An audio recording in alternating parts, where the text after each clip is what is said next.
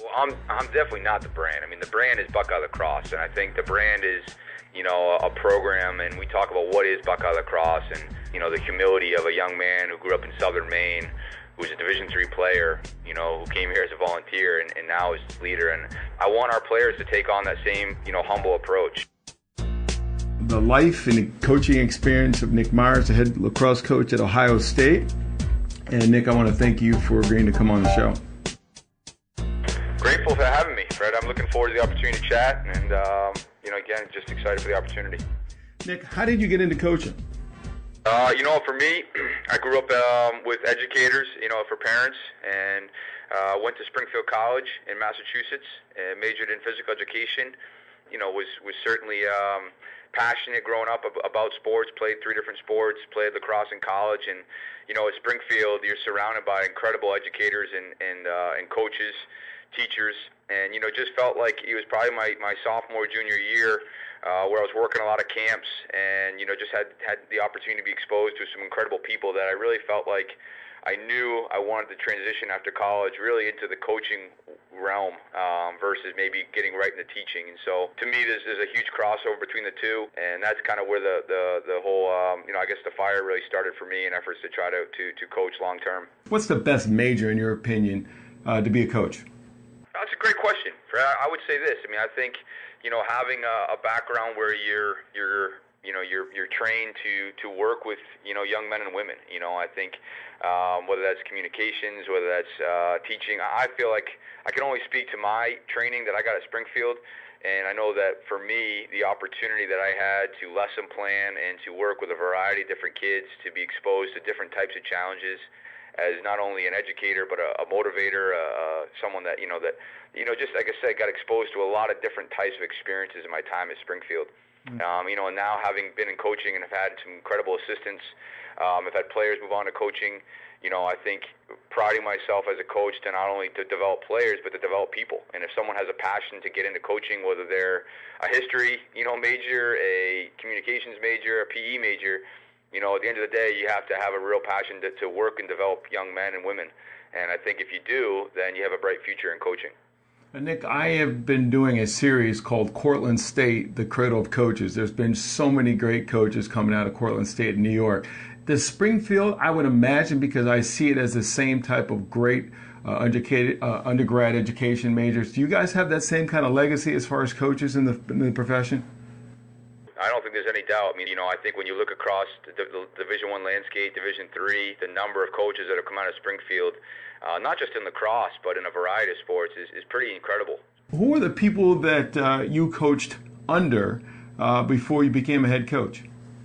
I think for me, it started with my stepfather. Honestly, I don't necessarily think I coached under him, but growing up in my house, he was a coach. My mom, remarried, and that was where I really got a firsthand experience at coaching every day, and saw him. He ripped off 10 consecutive state championships in a row, and being in my house and being a part of all those, seasons and going and being ball boys. And that's where I think, again, I was really inspired by not only lacrosse, but by the coaching aspect of it. I played for Keith Bugby at Springfield, as I mentioned, and that was a really special experience, as well as, Jason Miller, who's the head coach of St. John's now, John Klopacki, who's the head coach of Western New England, just won his 300th game. Those were the 2 GAs at Springfield at the time that I was there. Both have gone on to be great coaches of their own right. And then I had the opportunity at 21 years old to start here at Ohio State under Joe Bresci. And, a gentleman who you're familiar with, Fred, I know, and he was incredible. My brother had taken a chance to come out here at Ohio State to be one of Coach Bresci's first scholarship classes. And then I came out 2 years later, kind of followed my brother, and Coach gave me the opportunity to be his first volunteer. At that time, that was a relatively new role in a lot of Division I programs. You were starting to see, that position develop. And I had 2 incredible years under Coach Bresci, 2 probably the most impactful years I've had in coaching, those first 2 seasons in terms of just understanding, what it was all about and really making a decision for myself if this is what I wanted to do. A lot of people who are considering the coaching professions may not necessarily know about the sacrifices. Unpack some of the sacrifices that put you in the position you are now to be the head coach.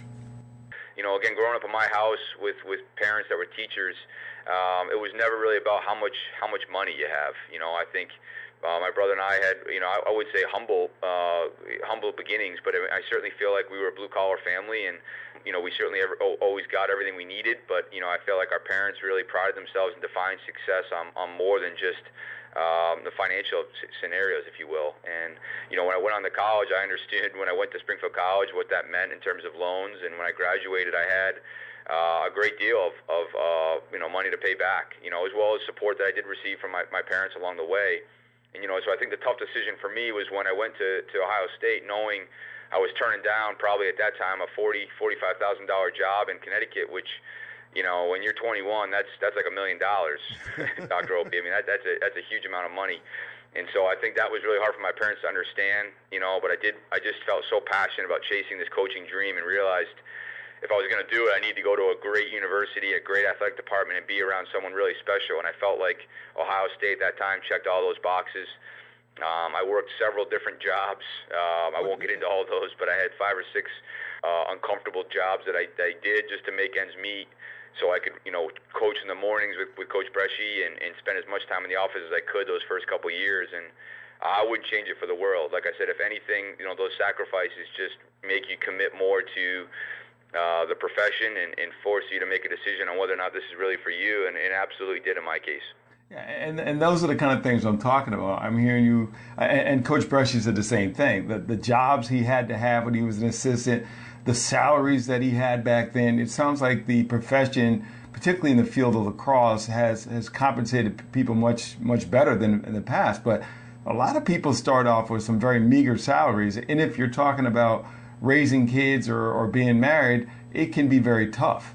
Yeah, and I think it's I also feel like to a degree, at least at Division I level, there hasn't been an explosion of growth. I mean, certainly there's been programs in the last 5 or 6 years that have been added, but not that necessarily translates to the growth at the grassroots level, and certainly across our country. So what you're seeing is just more and more folks wanting to maybe get into the profession and coach, and less and less opportunities. So therefore, you've seen more and more of these volunteer opportunities.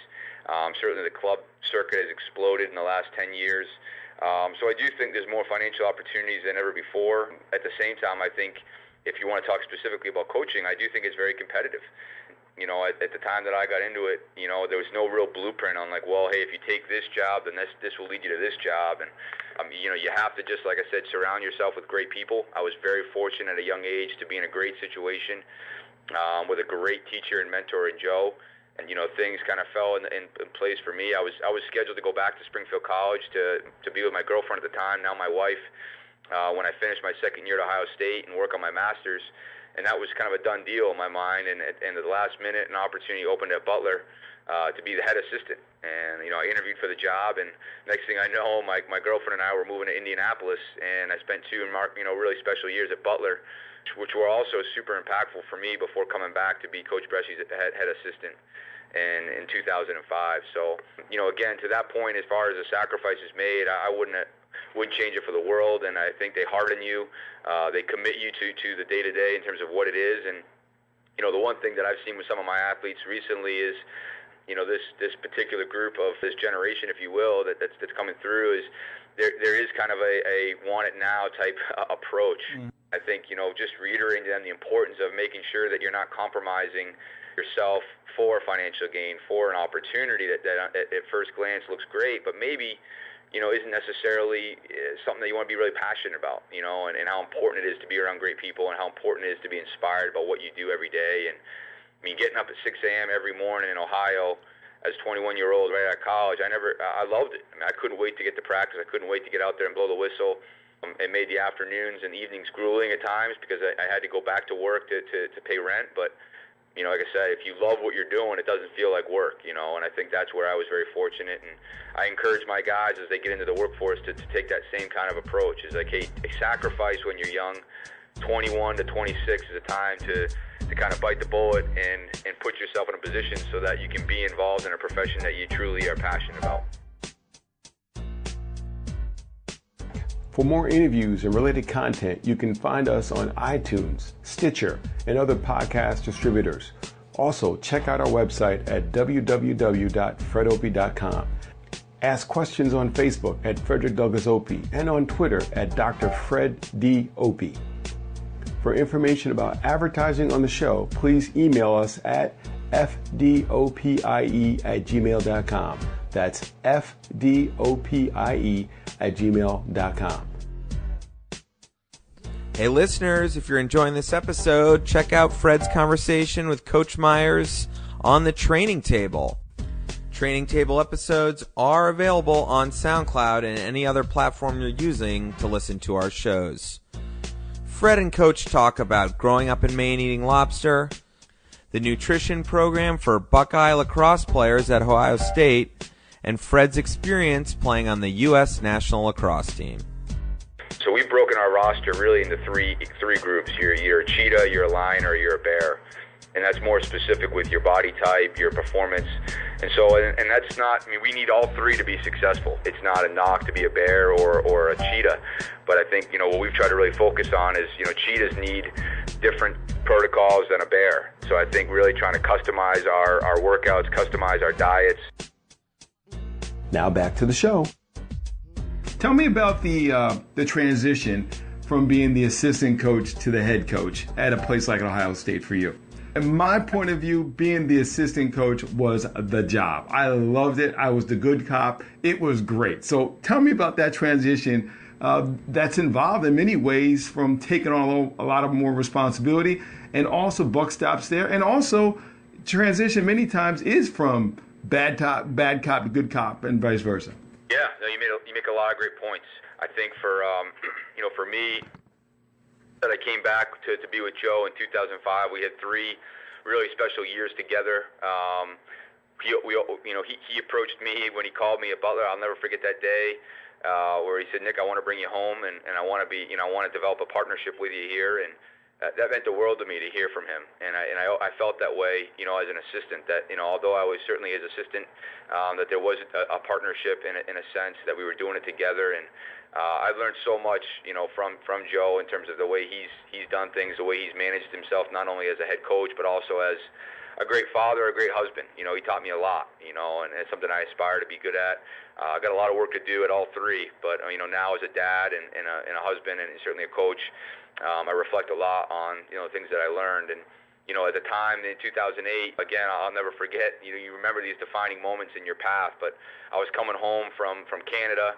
I knew Joe had gone down to Chapel Hill to take a look. We had a really good year. We had beaten Cornell in the first round, Ivy League champs in the tournament, and then gone on and lost to a very good Duke team that year. And so I think there was a lot of momentum around the program. We had things really going in the right direction, but it's his alma mater, and it was a special place, and I knew that he had to go down there and at least look.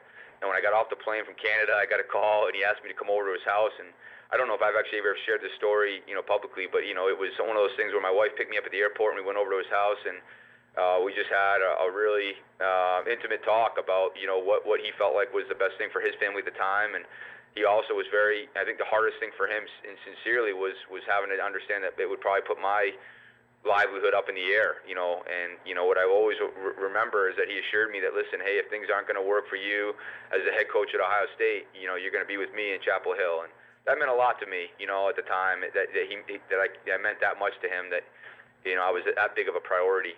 And so it gave me a lot of confidence going into the process. I was an internal candidate. I did not get given the job by any means. Although I felt like I'd had a 3-year interview, this is Ohio State, and I was 28.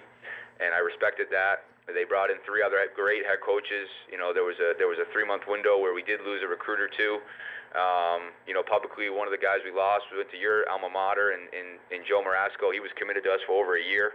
So it was challenging. We felt like we were losing a little bit of the work that we had gained, but went through the process. Ultimately, ended up winning the job, which was probably the best thing for me. I felt like at that point I had the confidence that I had just gotten it. I had to earn it and go out and actually win it. Joe obviously went on and is doing big things at Carolina. And for me, that first year there was a lot of growth. As you said, when you transition behind a different desk, the buck stops with you, and you're following a leader that's probably as well liked as any coach we've ever had here at Ohio State, like Joe Bresci in the department and with his players. it can be really challenging, and I think the one thing that Coach said to me and the advice I got from a couple of colleagues was, you can't be Joe Bresci, but you got to be Nick Myers, and you got to be the best version of yourself, and you're going to learn, you're going to stumble, you're going to fall. I had great captains that year in Joe Delgarno and Scott Matthews, and I'll never forget those first guys that I had that stuck with me and believed in me here. But I think at the end of the day, I've grown up a lot, and I think you learn, you develop, you reflect on each season. I look back at the leader I was in 2009 and hopefully that guy I am now, and I think I've changed dramatically. I'm grateful for the players that have been patient and families in terms of that growth. But I think that's all of us, and at the same time, I think Buckeye Lacrosse is certainly a really special program to me. I've been a part of now 13 seasons here. Started from basically an unpaid volunteer to now the head coach. So wow, I mean, Coach, that is huge. I mean, that is. Yeah, well, it's special, because I do think that, like I said, there's a lot of blood, sweat, and tears that have gone into this, and my brother having played here too, and we feel like we're on the verge of really being really strong program. We want to continue to prove that, but more importantly, we want to do all the right things on and off the field. I mean, we just finished our 8th season. I got the grades this week with a 3.0 or higher. Wow. As a human of GBA, and we had over 500 hours of service again this year in the community. So, as you know, Dr. Opie, it's more than just that. I mean, this is a program that I feel really strongly about, and they've been very loyal to me, and I certainly feel the same way. I've been a professor going on 16 years, and I had to sit back and say, okay, what is it that I do that makes me very good at what I do? What are the things I need to cut out of my life that are not me? What is my brand, essentially? Tell me about that process with you. When you look at it and you think about your imprint on the program, what is it and what makes Nick Myers the brand for Ohio State Lacrosse? Well, I'm definitely not the brand. I mean, the brand is Buckeye Lacrosse, and I think the brand is, a program, and we talk about what is Buckeye Lacrosse, and, the humility of a young man who grew up in Southern Maine, who was a Division III player, who came here as a volunteer and now is leader. And I want our players to take on that same, humble approach, and we're humble warriors.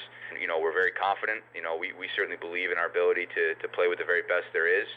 And at the same time, we don't want to, pound our chest and tell people about it. We want to make sure that we understand that we represent one of the strongest brands in college athletics. And Gene Smith is one of the most, I don't know how well you know Mr. Smith, Dr. Opie, but he's an incredible leader. He's a man that I've been fortunate now to be around, again, 10 plus years. And, this department, people sometimes see us as 36 sports and just this massive entity, but at the end of the day, there's some incredible people here, and I've basically grown up as a young adult from 21 now to 36 in this athletic department. Mm-hmm. And so I've been very fortunate in a lot of ways to experience a number of different things. But, what I've taken from it is, this brand is very special.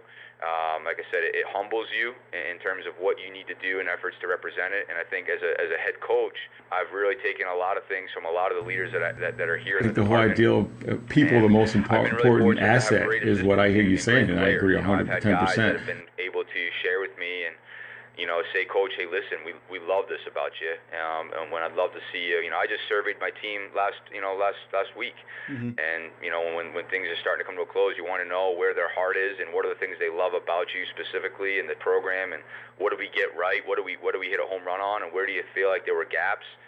And I think that's one of the things that sometimes we miss as coaches is these athletes today. They're very honest. They're dying to tell you exactly what they think and feel, and we just sometimes have to make sure we're comfortable asking the why. And I think for some that can be uncomfortable, when you peel it back, but at the same time, that's where there's the most growth.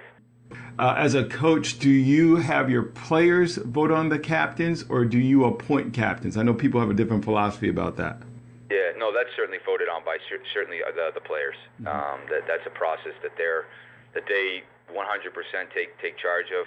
We have a leadership council that I work with, and we do conference calls all summer, bi-weekly meetings. I meet with the captains almost once a week in the season and during the off season. And, before I give them that opportunity to represent this program as captains, I sit down with them and make sure that they're prepared to take on that responsibility. But the voting process is done by the players. Is that something you gleaned from somebody else, or where did you develop that from? No, I mean, I think that over the time we've had to kind of evolve. I think, as I said, one of the major influences in the last few years for us has been a gentleman by the name of Tim Kite. He worked with Urban Meyer as well, and he continues to work with both our programs. He represents something called the R factor, and at the end of the day, without unpacking the whole thing, it speaks to above the line behavior, and it's basically a skill set, a training, if you will, that we've had now for going on 2 years. It's been really impactful. It speaks to developing, just a better, as you said, cutting out the things in your life that you think are below the line behaviors, and identifying the above the line behaviors, and ultimately getting the results that you're looking for based on the responses that you have to the events in your life. I had the experience of seeing a team from Ohio at a Syracuse tournament, a summer tournament with travel teams. And there was this one team, I don't remember their names, but oh my God. I mean, I stood there and a cold chill went down my back as I saw the size, the speed, the stick skills. Is that an anomaly, or what is going on with lacrosse in the state of Ohio that you've seen? I think big things. Yeah, I mean, I'm glad to hear you say that. I mean, I think for us, we have a little over a quarter of our roster is representative of Ohio, and what's been exciting recently, I mean, we had a freshman from Toledo this year, a sophomore from Cleveland. One of our captains is from right here in Columbus. Guy in our first midfield line was from Columbus. So not just guys on our roster, but guys that are really impacting us too. And, to your point, I think there are some really good athletes. I think that the game is being coached, as well as it ever has been. I think that's a big part of growth in any area or non-traditional area, if you will, is, our kids getting the right coaching at a young age. And I think as the game has grown, I think a big part of it, seeing areas like Oregon and Florida and Texas and California and Utah and Colorado, is that there's more and more people that know the game and have played the game that are impacting young men that want to get involved, and that helps a great deal. But I mean, I think for Ohio State, it's very exciting to see. We had record numbers of attendance the last 2 years. I think last year we were second only to Syracuse in home attendance. So, and that certainly speaks to, I think, the community and what we're trying to develop here. And we're hosting the quarterfinals this year. So a lot of positives in that sense. Coach, when you think about the team that you want to put together, let's say all your players right now are seniors and they're going out the door, and you gotta rebuild. You got scholarships to the full amount. Where do you start? Are you starting with, I got to find the best goalie, I got to find the best defenseman? Are you looking for speed? How would you build a team? If somebody's listening to you and they want to know what does it mean to be Ohio State players, you're going to build your team from what area to what area is my question. Yeah, well, I think you got to work. You win with people, and I think that's something that's outside my office. It's a quote from Coach Hayes. For me, you start with the assistants, and you got to make sure that you have the right people that really complement your vision for the program. Not only what it's going to look like on the field, but off. I've always believed that it's important to develop players, develop talent. As important it is to bring talent in. I think where we've been really successful in the last 5 years, when you look at the guys we've had, I mean, we just had 2 players named. We had the Defensive Player of the Year in the Big Ten and the Specialist of the Year in the Big Ten, and both those guys were overlooked by a lot of folks. I mean, the Specialist of the Year, Jake Withers, wasn't recruited by anybody but Ohio State, and so I think we've been able to find guys that maybe from different areas, whether it's from Canada or non-traditional areas, or even hotbed areas. Robbie Haas, who was overlooked by several ACC schools at the time, and came here and really tried to develop them as players. So I think that's a big piece of it, and you need great assistant coaches to do that, and we've certainly had that here. Secondly, I think you want to find balance. You want to find, I think the goalie and face-off position are crucial. I think you got to make sure that you have an identity in those 2 areas of the field. I think that the style of play is something that we've always had some flexibility with in terms of what are our strengths, but I think you have to have non-negotiables in terms of core values of like who we are, how we compete. What are the things that are going to be staples, in terms of like, for example, we're going to clear the ball. We've been top 5 clearing for 5 or 6 years, and, ground ball play, defensive efficiencies, offensively, how we're going to operate. So I think once you get on the same page in terms of what you want that to look like and how you want to be competitive in terms of the fundamentals, and then you're going to go out and you're going to try to find young men that replicate some of those, those values, and certainly you feel like are guys that are hungry, that appreciate what it means to be a Buckeye, that fall in love with the school for all the right reasons, and have a passion and a hunger to get better. Because this is a place, like I said, that gives you all the tools and all the resources you need to really develop as a lacrosse player and as a young man. To check out our podcast archive, suggest show topics, and advertise on the show, and to book me as a guest and or speaker, visit our website, www.fredopie.com. That's www.fredopie.com.